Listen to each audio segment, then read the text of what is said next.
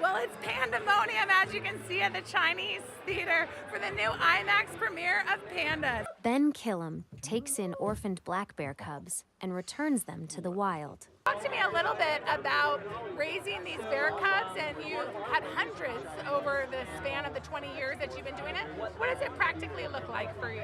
The process of raising bear cubs, the ones that I work most closely with are the very young cubs that come to me that have lost their mothers at a very young age before they come out of the den and have no experience. Those cubs we walk loose in the forest and expose them to their natural environment, but we're primarily giving them an opportunity to learn. We become the protector of them, and they go off and forage and learn from their environment. They encounter other wild bears, and by the time they're 18 months old, they're ready to be a bear. And bears want to be bears. They don't want to be people.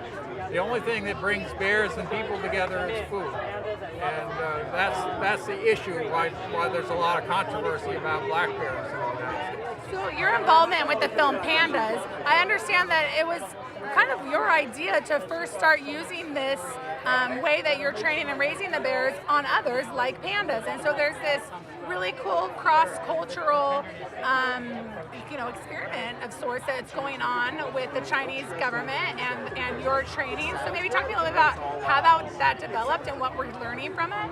Well, it started with a trip to China. I went over with another group of scientists with the Global Cause Organization, and the scientists were presenting on the effects of climate change on panda habitat, which is going to have a big impact as well. I presented my work that I'd done on raising black bears and what I'd learned from it. And my lectures, I give lots of public lectures, have pictures of the bears doing what I say they're doing. And the Chinese were absolutely captivated by it. And I quickly went from the Chengdu Panda base to the forestry department in China to present my work, and it followed. It took a long time, took 4 years, and finally they came over to visit my center, the Kilham Bear Center in Lyme, New Hampshire.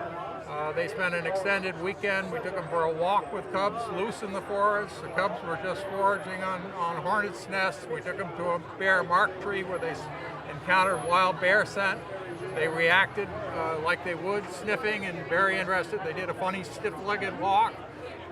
And Hu Rong, who's the director of science and research at the Chengdu Panda base, also in the film, she exclaimed, "They can communicate with other bears without even meeting them," and she got very excited.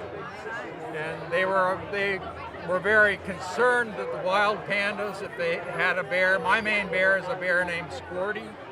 Squirty's now 22 years old and raising her 11th litter of cubs. I still have access to her in the wild. And so we took her up to see Squirty and other wild bears. They were worried about wild pandas attacking their researchers. No bears attacked the truck. No bears did anything. They got more excited. And the following March, we started our reintroduction program in China.